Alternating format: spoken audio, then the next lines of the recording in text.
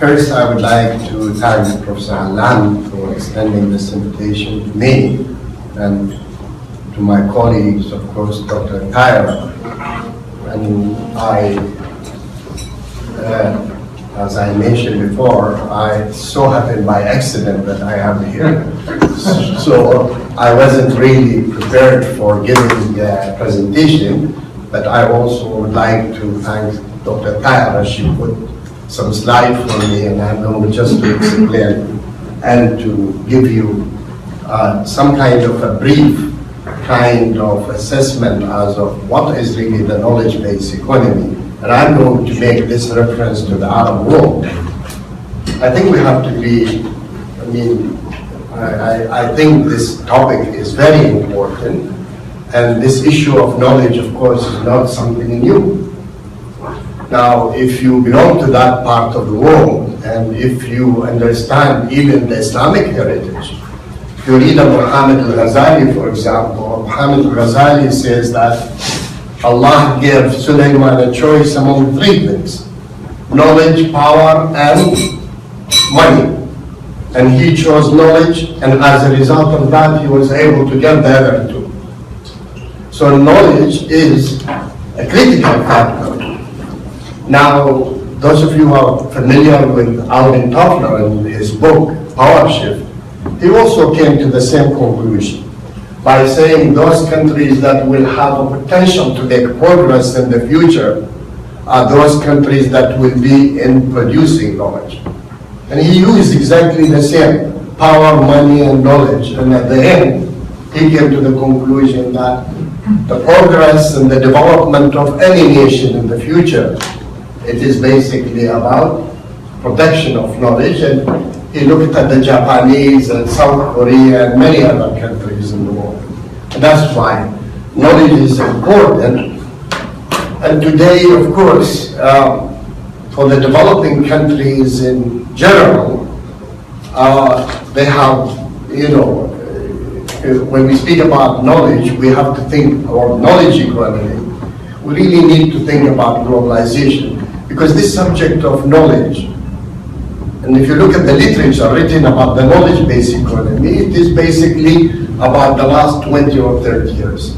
And it was due basically, number one, to globalization, and number two, to advancement in technology, in particular ICT, where knowledge has become an important tool.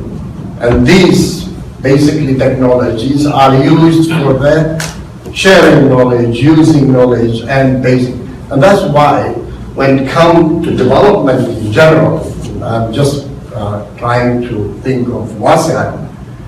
Many people think that the developing countries today, they have a great opportunity in order to be able to develop themselves by having access to knowledge. You see, today you don't need to produce your own knowledge. As a matter of fact, a study by the OECD a few years ago, and they asked the question, why not many countries have been able to develop over the past 50 years or so? And they answered the question themselves by saying that these countries, they adopted our model, and they ended doing research and development, but not innovation. And here were the key words for the knowledge economy.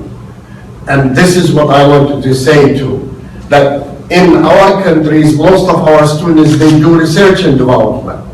And in this research and development simply means you are cycling the information that's already there, but you are not creating anything new of value to the country.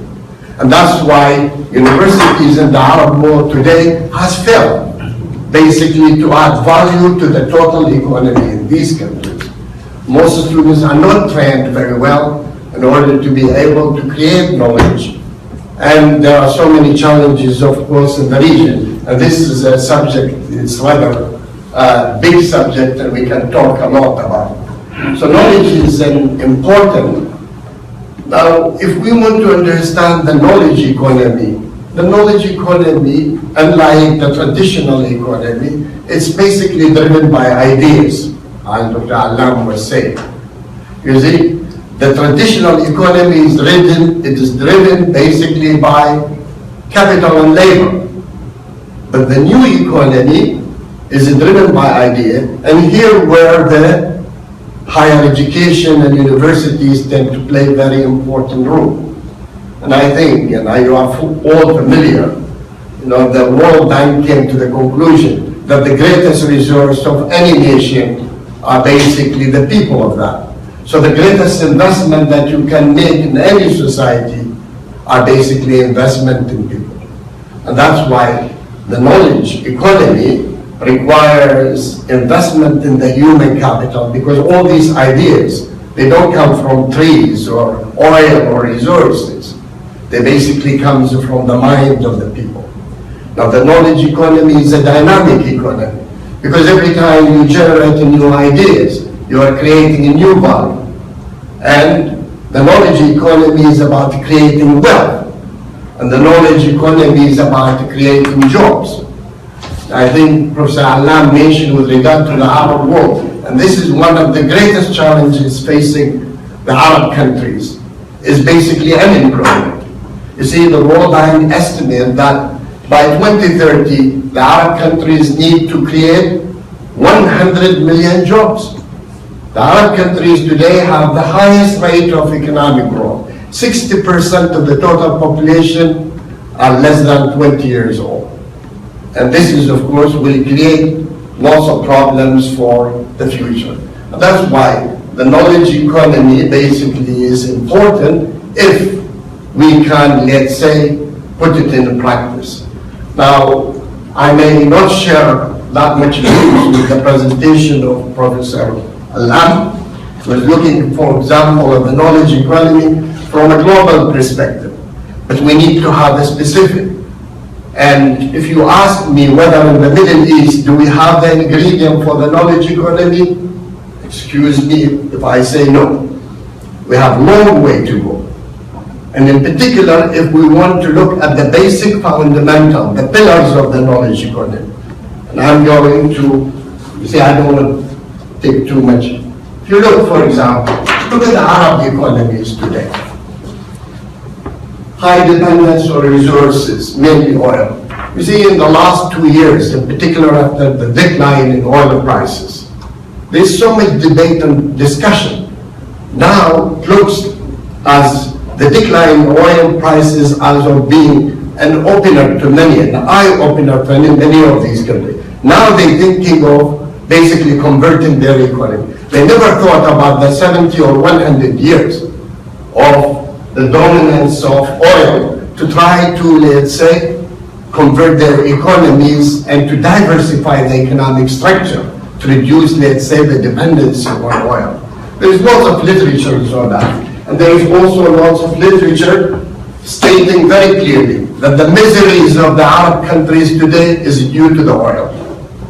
You see, oil, yes, provided lots of money, but at the same time, the existing structural problems in the Arab world today, it's also because of the oil resources. So they talk about whether oil is a ni'mah or a niqmah. And if you look at the literature, you can clearly see that is more of a ni'mah than a ni'mah to the Arab countries today. So this is a subject that has been widely debated and discussed, and I don't want to take too much time to dwell on it. But those of you interested, you can. As I said, the Arab economies, and this is related to the existing model, because what I wanted basically to come and to say that the existing model, the economic model in the Arab countries did not work for the last 40 or 50 years. So that's why we have to think of an alternative. Many people think that the knowledge economy could be an alternative. But do we really have the knowledge? Or do we understand? How can we create a knowledge economy? That is one of the key issues that need basically to look into. You look at the Arab world, the model of diversification. The manufacturing sector, which has been the key drivers of Western civilization over the past, let's say, 200 years, represent less than 10% of the Arab economies. And this is one of the problems that basically why the Arab countries are not creating enough jobs, and they're not basically being able to, let's say, diversify the economic structures in this. Productivity is very low. It depends how do you measure it. Then the gender issues, and this is another, which simply means that science and technology in the Arab world has not been basically looked into. It's a critical, in particular for the knowledge-based economy. You cannot basically have a knowledge-based economy without investment in science and technology. We are not putting that much emphasis on science and technology. And today, if you look at the data in our universities, for example, we talk about the gender. What is the percentage of women, for example, is going into science and technology? It's very low.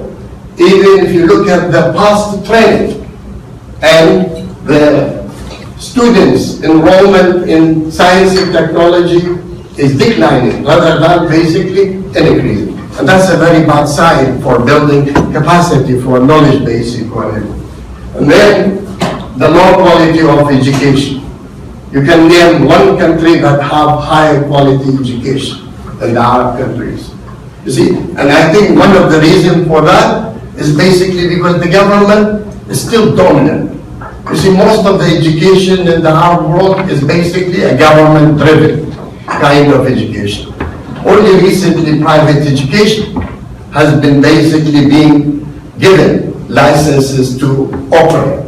And you know, when we speak about government, you see, if you read in the literature, you always you come to the conclusion that the least productive people who are those who work for the government.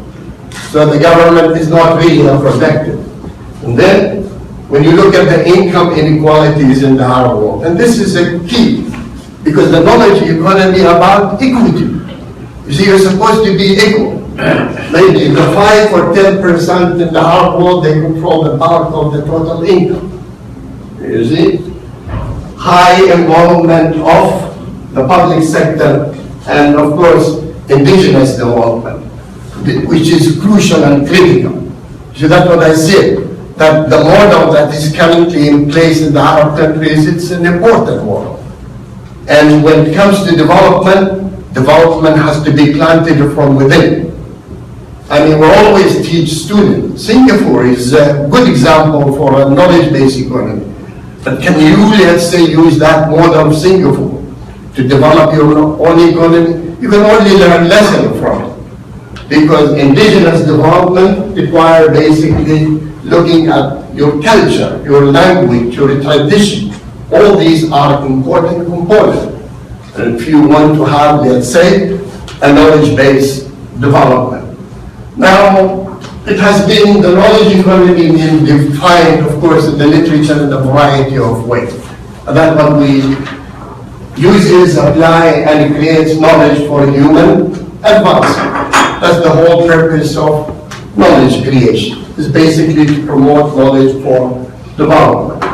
Now, these are the pillars of the knowledge economy, and this is what the World Bank came to the conclusion that any society that would like basically to build a knowledge-based economy, then the knowledge-based, you need to have a human capital development. And this is where the universities come to play a crucial and critical role. You see, now recently in the United Arab Emirates, they published another very interesting report, what's called Arab Knowledge Report 2014. And the title of that is Localization of Knowledge. And they went into detail to explain exactly how do you basically produce local knowledge for the local environment and for the local development. And this is, I think it is important. Now, I wanted to mention The Economist actually 2 weeks ago. They have a very interesting article about lifelong learning. And I think that could be very interesting to read, because they were linking all this into, let's say, the flexibility in the labor market and the changes, and why universities need to be in a position to have a greater flexibility in order basically to train students for the sake of, let's say, at least serving the demand of the labor market. efficient institution. And when it comes to the, of course, the knowledge-based economy, the institutional structure of the state is crucial. We just said that the public sector may have its own form, but the government also needs to play an important role in building capacity for the knowledge economy. The institution is supposed to finance, supposed to provide all the facilities that is needed. And these could be in the industry, it could be in the university, and it could be in every other aspect of life. So efficient institution or efficiency of the state are important for building a knowledge economy. And then you need to have the innovation. You see, the society that cannot innovate, the society cannot be in a knowledge-based economy. Innovation simply means you are creating a new value. You are adding something to your basically economy by increasing, let's say, the total output of that society. But you need to be innovative and you need to be creative in order to be productive for the sake of, let's say, helping the economy basically to. So any innovation comes basically out of these ideas, and ideas comes out of training people in universities. So universities could have a positive impact on, let's say, innovation in different countries. So innovation is important, and then you will have the ICT. And this is a very powerful tool that is used in sharing knowledge, acquiring knowledge, in disseminating knowledge, and in absorbing knowledge. So the ICT infrastructure is crucial and critical. And as I said at the beginning, that many of the developing countries today, they don't need basically to create their own knowledge. You see, the advice is given to these countries, even the Arab countries, why they don't use the existing knowledge. You see, the European, they reach to the plateau. And when they invest in knowledge, they invest in creating new knowledge. But many of the developing countries, they can basically start by using the existing knowledge, and the ICT has become a powerful tool that can provide the access and provide the facilities that these countries need in order to be able, let's say, to create the knowledge for them. So these pillars, and if you look at each one of them, and you look, for example, at the Arab world structure, and whether, do we have enough human capital? You see, we have more brain drain than brain gain. There are more probably engineers working outside the Arab world, or scientists, than in the Arab world. And anybody that you meet in Western countries, and when you ask them, are you going back? I don't want to say the answer. You see, that's one. And when you look at the innovation system, and if you look at the, of course, ICT infrastructure, these are all critical when it comes to knowledge. Now, don't need to go through these, but this knowledge is important for human development. And human development is about education and health. No society will ever be able to make progress today if you don't have the knowledge or the education, and if you don't have the health. So knowledge will help you basically to promote human development, will increase the productivity, and then will basically help you to promote equity in the society. And this is also important. You see, a lot of discrimination. And if you're going basically to discriminate, because you see, it's also important that we need to understand, when it comes to knowledge, knowledge it could be explicit or knowledge it could be tacit. There's so much knowledge basically hidden in the head of the people. So that's why the challenge for many of these countries, how do you explore this knowledge and put it to work for the service of their own societies and their own countries. And if you're not going to give an equal opportunity to people to work, you're not going basically to utilize the knowledge that is needed for development.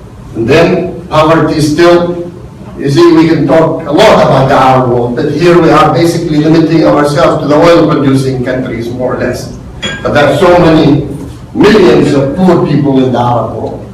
And unless you're going to solve this, you know, that's why, you know, when you read about globalization, they tell you that if you're not going to solve the poverty, you will never have peace in the world. And the same thing, if you want to provide equity, then you need basically to solve this problem. How much are we integrated in the global economy? You see, we live in this global village where you can have easy access to knowledge, to skills, to resources, to trade, to finance, to investment, but our global integration is still limited. Then higher living standard, and then of course it will help us in women participation. Now, globalization of knowledge, and I only want to make the reference, basically, those of you who are interested, the World Bank World Development Report 1999. The title of that report is basically about knowledge, globalization of knowledge. You see, and that could be a good reference that help us to understand why knowledge is basically, or what they call knowledge for development.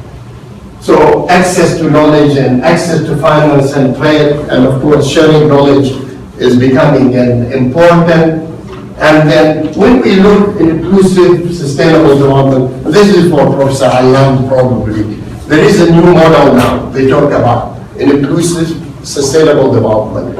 And the three important basically components of that, the human resource, environmental management, and social. And I recently read a very interesting study. It's basically published by Asian Development Bank. They developed this model, new, what they call it, knowledge-based sustainable development model. This is interesting for anybody who is basically interested to look at. And then we have the institution, of course, the role of the institution is important. You need to fund, you need to provide the facilities, you need to have the money. Of course, you need to change some of your rules, and you need to change basically the laws to build or enhance infrastructure, support research and development. Then private sector participation. And I think this is one of the problems in the Arab world today, that the private sector does not really participate much in the overall development in these countries. So that's why it's crucial that the private sectors, and we're talking, my colleague, Dr. Tahir, will maybe give you an idea about what we are really doing at Ahlia University in order to promote entrepreneurship and to try to encourage young people to basically go into business in these things. Then you have a private sector, and then facilitate global access and to support, of course, the agenda when it comes to development. This is basically the role of universities, human capital development, research and development, cooperation and globalization, labor market flexibility, and then you can go basically to lifelong learning. All these are important components of the knowledge economy. Now, I don't want basically to take too long to go into detail, but let me just say that as far as the Arab world, we really have a long way to go when it comes to a knowledge-based economy. We can say all kind of, let's say, you know, we can come with all kind of ideas and policies, but even if you look at the knowledge indicators today, in many of these countries, they are extremely low. And the World Bank, for example, uses mainly, let's say, the share of knowledge export and total export.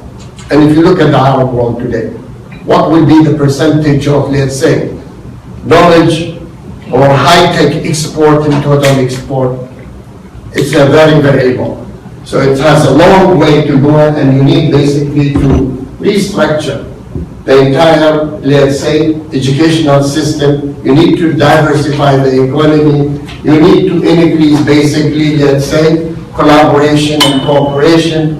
in particular with Western universities, and you need to have access basically to the knowledge of the rest of the world in order to be able to help you in terms of, let's say, meeting some of these issues related to knowledge economy. And thank you very much.